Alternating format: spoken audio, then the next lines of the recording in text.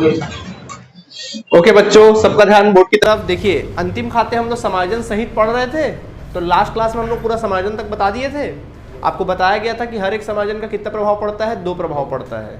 ठीक है, याद है कि नहीं है? जैसे अदत्वय और समायोजन किसका किया जाता है, जिसकी एंट्री नहीं हो पाती है उसको क्या करते हैं, सीधापन समायोजित करते हैं। ठीक है, चलिए लेट करके किए बगैर एक क्वेश्चन देखते हैं आपके बुक का। ठीक, चलिए देखिए, आप लोगों का चैप्टर का नाम है एकाकी व्यापार के अंतिम खातों का निर्माण।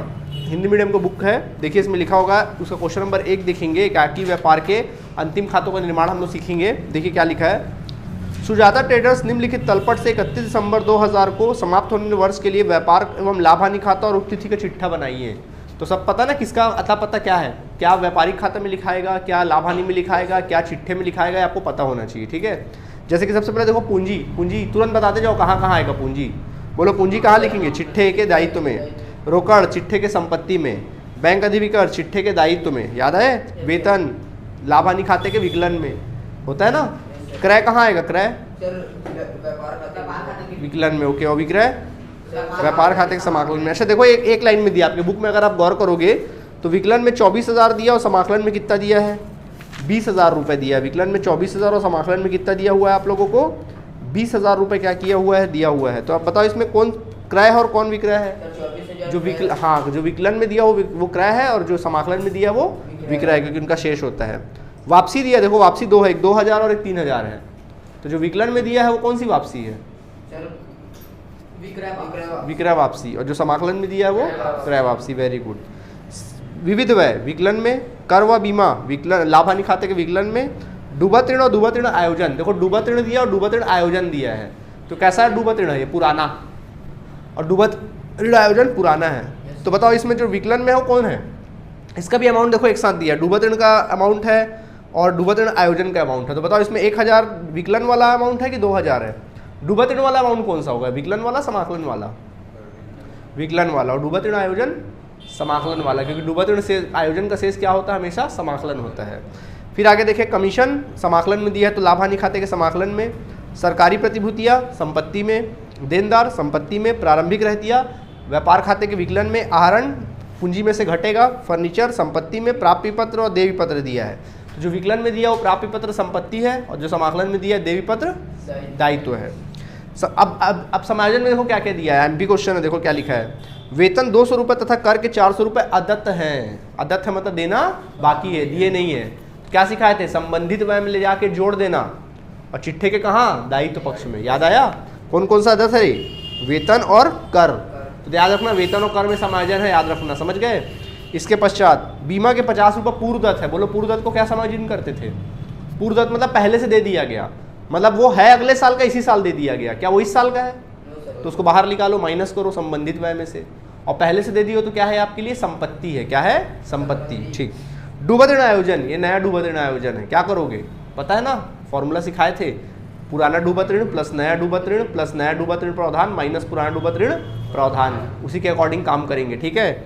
और फिर लिखा फर्नीचर पर ह्रास 10%। तो फर्नीचर पर ह्रास संपत्ति पर व्यय है ना, तो क्या करेंगे, फर्नीचर के लाभ हानि खाते के विकलन में और चिट्ठे में फर्नीचर में ह्रास को घटा दिया जाएगा। ठीक है। और अंतिम रहतिया वो तो जान ही रहे हो आप लोग, व्यापार खाते के समाकलन में और चिट्ठे के संपत्ति में। आइए बात समझ में कि नहीं आई आप लोगों को। ठीक, क्वेश्चन बनाए, सबका ध्यान बोर्ड की तरफ। सबसे पहले हम बनाएंगे व्यापार खाता। क्या बनाया जाएगा, व्यापार खाता। चलो बनाओ जल्दी से, ऊपर नीचे लिखना है। 31 दिसंबर क्या दिया, देखो डेट देखो दिया है ना, डेट 31 मार्च दिया, दिसंबर दिया है। 31 दिसंबर सन 2000 को समाप्त वर्ष हेतु,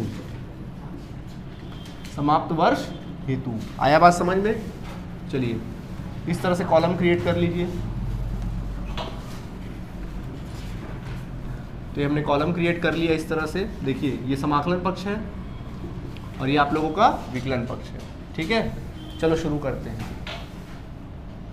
चलो बच्चों बताओ, सबसे पहला विकलन में क्या लिखा जाएगा, प्रारंभिक रहतिया। प्रारंभिक स्कंद लिखते हैं, तो बोलो खोजो उसमें प्रारंभिक स्कंद कितना दिया है, जल्दी जल्दी खोजते जाओ, पता है ना तुम लोग को, जल्दी बोलो। 6,000। ठीक है। फिर क्या लिखते थे बताओ, क्रय लिखते थे। कितना दिया है क्रय, चेक करो सर। क्रय दिया है 24,000। कितना दिया है, 24,000। तो बच्चों 24,000 में क्या घटाया जाता है, क्रय वापसी। ठीक है, कितना रुपए दिया देखो, 2,000। कोई समायोजन वायोजन तो नहीं है ना क्रय से, 3,000 है क्या, ओके 3,000 है।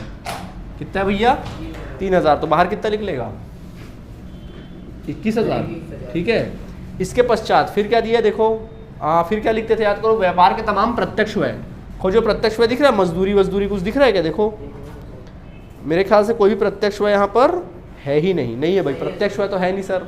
अब समाकलन में आ जाओ, समाकलन में क्या लिखते हैं विक्रय, समाकलन में लिखते हैं विक्रय। देखो विक्रय कितना दिया है, खोजो 20,000 दिया विक्रय, विक्रय कितना दिया है 20,000। अब विक्रय में क्या घटाया जाएगा, विक्रय वापसी कितना 2,000, घटा के बाहर निकालो 18,000, समझ आया।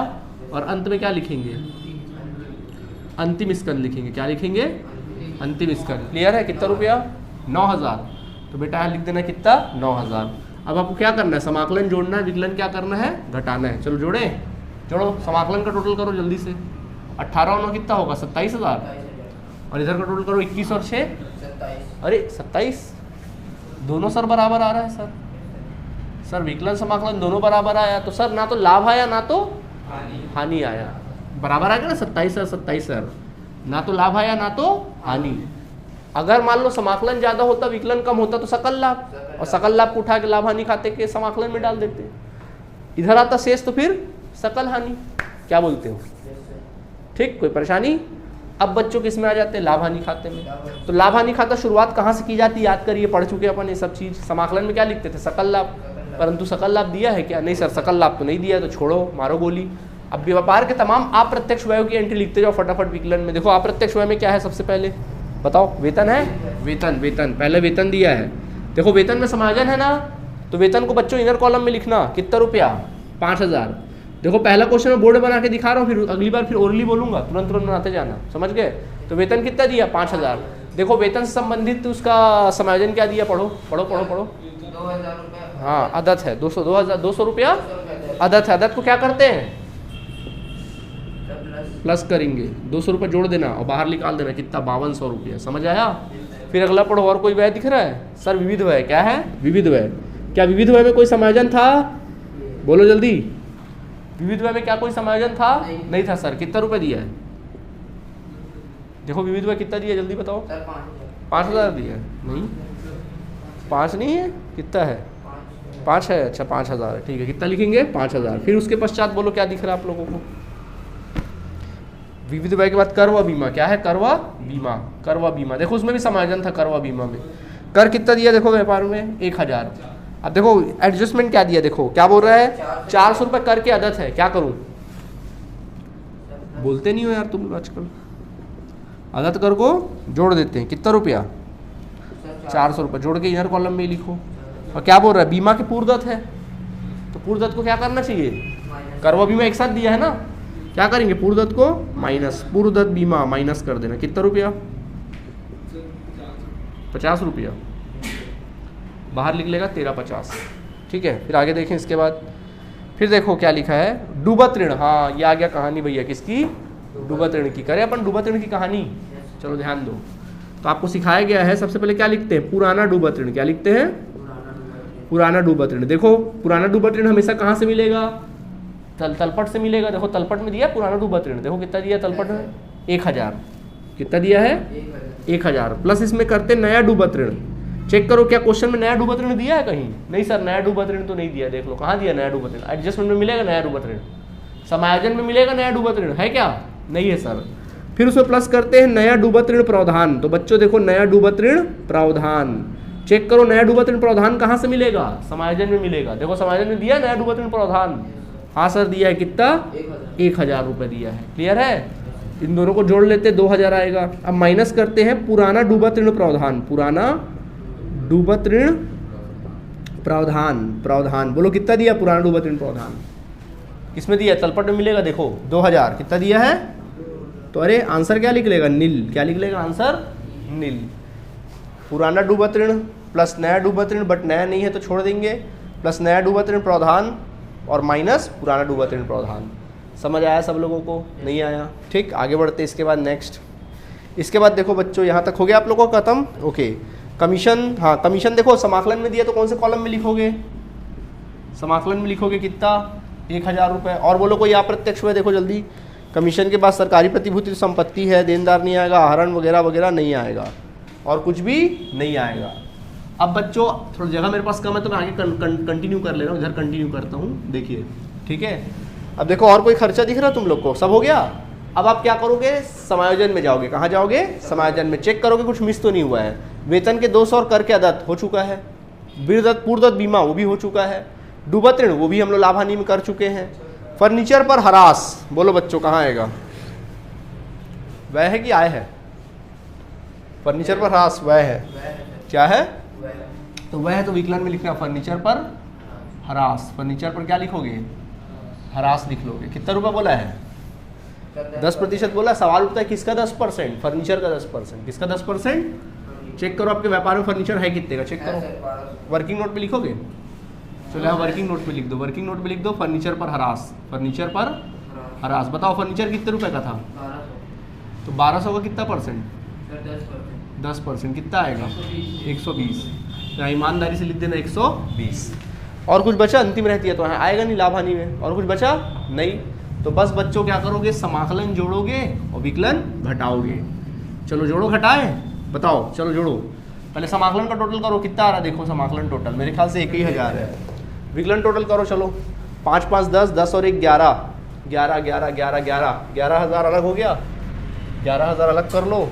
2 2 2 3 2 5 5 5 5 5 5 और 1 600, 600 अलग कर लो। और फिर कितना, 670, 670, 11,670। अरे सर यहाँ विकलन ज़्यादा है सर, क्या ज़्यादा है, 11,670 सर विकलन ज़्यादा है। घटाओ 10,670। लाभ की हानि, हानि शुद्ध हानि, बोलो शुद्ध लाभ आता था तो विकलन में लिखते थे। सकल लाभ आएगा तो सॉरी शुद्ध हानि आएगा तो समाकलन में, इधर शेष इधर आ रहा ना, तो इधर लिखना शुद्ध हानि। क्या लिखोगे, शुद्ध हानि लिख लेना। कितना रुपये शुद्ध हानि है, 10,670 शुद्ध हानि। समझ आया? तो बस अब क्या करना, खत्म कहानी। टोटल कितना आया था, 11,670 डाल देना, 11,670। ओके, कोई परेशानी यहाँ तक?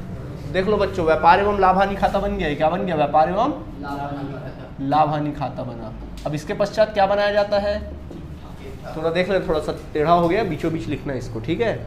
चिट्ठा बनाए तो देखो ऊपर हेडिंग लिखना है चिट्ठा, और चिट्ठा में क्या लिखना है, 31 दिसंबर सन 2000, क्या था सन 2000 को। इसमें समाप्त वर्ष को नहीं लिखते, सिर्फ को लिखते हैं, ठीक है। चिट्ठे का प्रारूप बना दो। चिट्ठे का स्टेप याद है, स्टेप बाय स्टेप लिखते थे कि नहीं लिखते थे अपन लोग? तो पहला दायित्व है, फिर उधर पे कौन है, संपत्तियां हैं, ठीक है, राशि और राशि, ठीक है। चलो बोलो, दायित्व में सबसे पहले क्या आएगा, पूंजी। तो पूंजी लिखेंगे, चलो खोजो पूंजी कितना दिया है, 35,000 दिया है। अब इसमें क्या जोड़ा जाता है, क्या जोड़ा जाता है, प्लस इसमें क्या किया जाता है, जल्दी याद करो। शुद्ध लाभ,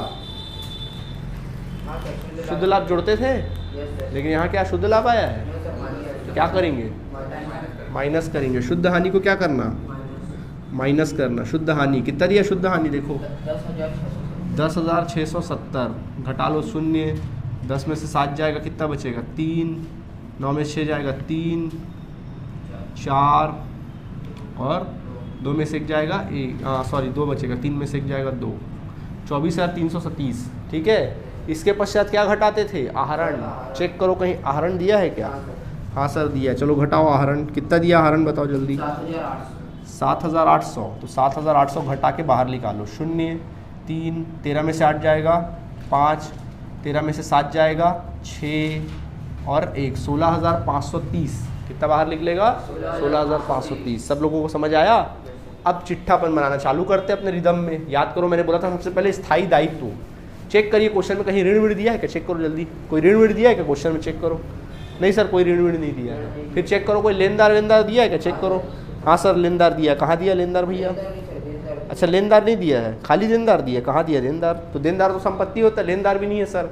फिर आपको सिखाया गया था कोई देवी पत्र है क्या, स्टेप याद है कि नहीं है, देवी पत्र है क्या, संपत्ति का लिस्ट दिए थे ना तुम लोग को, तो देवी पत्र है क्या, देखो हाँ सर है, तो लिखो देवी पत्र। फिर डायरेक्ट लिखो देवी पत्र, कितना दिया देवी पत्र जल्दी, 5,000 दिया, लिख लो 5,000 रुपया, समझ गए। इसके पश्चात फिर याद करो कोई चलो यहाँ तक समझ आ गया ना, इतना ही रहता था संपत्ति में, ठीक है, बाकी चर्चा बाद में। अब संपत्ति में आ जाओ, यही सब थे व्यापार के दायित्व में, ज़्यादा कुछ था नहीं। संपत्ति में सिखाया गया था सबसे बड़ी संपत्ति भूमि व भवन है क्या, देखो खोजो, भूमि व भवन कहीं दिया है क्या, देखो नहीं है सर। फिर देखो प्लांट या मशीनरी, यंत्र व संयंत्र कहीं दिया है क्या, चेक करो। प्लांट मशीनरी या यंत्र व संयंत्र कहीं मशीन दिया है क्या, नहीं सर वो भी नहीं दिया, उसको भी छोड़ दो। फिर उसके बाद फर्नीचर लिखते थे, फर्नीचर दिया है क्या, हाँ सर दिया। तो फर्नीचर में सर्वप्रथम लिखो फर्नीचर, कितना रुपया बोलो, 1200 रुपया। माइनस करो उसमें ह्रास, क्योंकि उसमें समायोजन था, याद करिए 120 रुपये। बाहर कितना लिख लेगा, 1080 रुपये लिख लेगा। समझ आया कि नहीं आया। इसके पश्चात याद करो और क्या लिखते थे, कोई मैं बोलता था कोई विनियोग है क्या, देखो देखो कोई विनियोग दिख रहा है क्या, विनियोग दिख रहा है क्या, देखो सरकारी प्रतिभूतियाँ दिख रहा है, सरकारी प्रतिभूतियाँ दिख रहा है, वही विनियोग है। सरकारी प्रतिभूति खरीदोगे विनियोग है, क्या है, लिख दो संपत्ति पक्ष में सरकारी प्रतिभूतियाँ। स्टेप याद होना चाहिए भाई, स्टेप याद नहीं रहेगा कुछ नहीं बनेगा। सरकारी प्रतिभूतियाँ बोलो कितना, 4000। और बोलो इसके बाद क्या लिखते थे, याद करो, किसी प्रकार का देनदार, चेक करो देनदार है क्या, हाँ सर देनदार है, लेकिन देनदार में समायोजन था, याद करो। देनदार कितना है बताओ, कितना देनदार, देनदार 4000 है ना, समायोजन नहीं है उसमें, नहीं हमने सिखाया था, याद करो डूबत ऋण वाले को। देनदार में नया डूबत ऋण घटाते हैं, परंतु क्या नया डूबत ऋण है, छोड़ दो।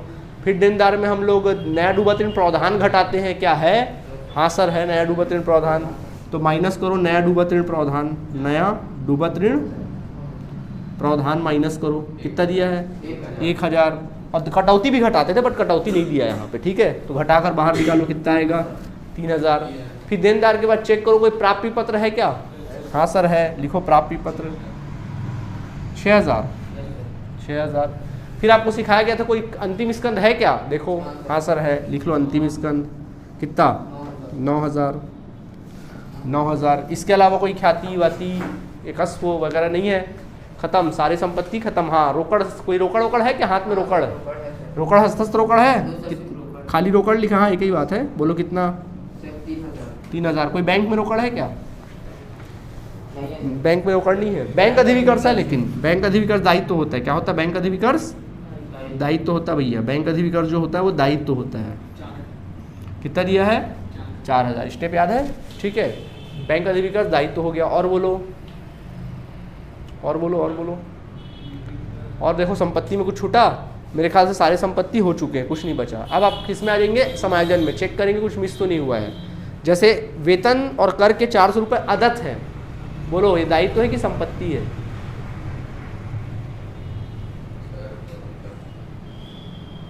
थप्पड़ लगाएंगे, दायित्व है। अदत्त वह क्या है, देना बाकी है, क्या है, दायित्व है। तो बेटा यहाँ लिखना दायित्व में अदत्त क्या बोला, वेतन, अदत्त वेतन कितना 200 रुपया, और अदत्त कर का कितना, अदत्त कर का कितना 400 रुपये, दोनों दायित्व है, ठीक है। इसके पश्चात बीमा के 50 रुपये पूर्वदत्त है, तो पूर्वदत्त बीमा एक तरह का संपत्ति होता है, क्या होता है, संपत्ति। तो संपत्ति में लिख देना पूर्वदत्त बीमा, क्या लिखोगे, पूर्वदत्त बीमा, कितना रुपया 50 रुपया, समझ आया।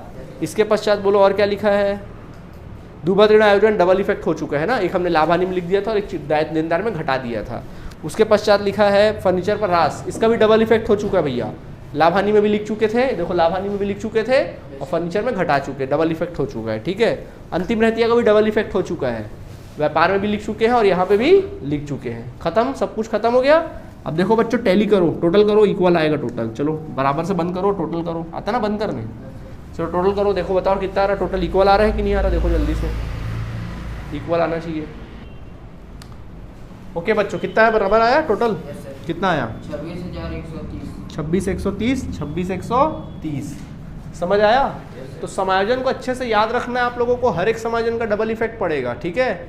आज मैं क्वेश्चन को यहीं तक कंप्लीट करा रहा हूँ और मैं चाहूँगा कि इसी क्वेश्चन को आप लोग एक काम करो, हर एक क्वेश्चन के अमाउंट को डबल कर लो, ठीक है। और मुझे अभी इसी क्वेश्चन को क्या करके दिखाओगे, बना के दिखाओगे, आज थोड़ा प्रैक्टिस करेंगे और बाकी क्वेश्चन कल के क्लास से, ठीक है। चलो बना के दिखाओ।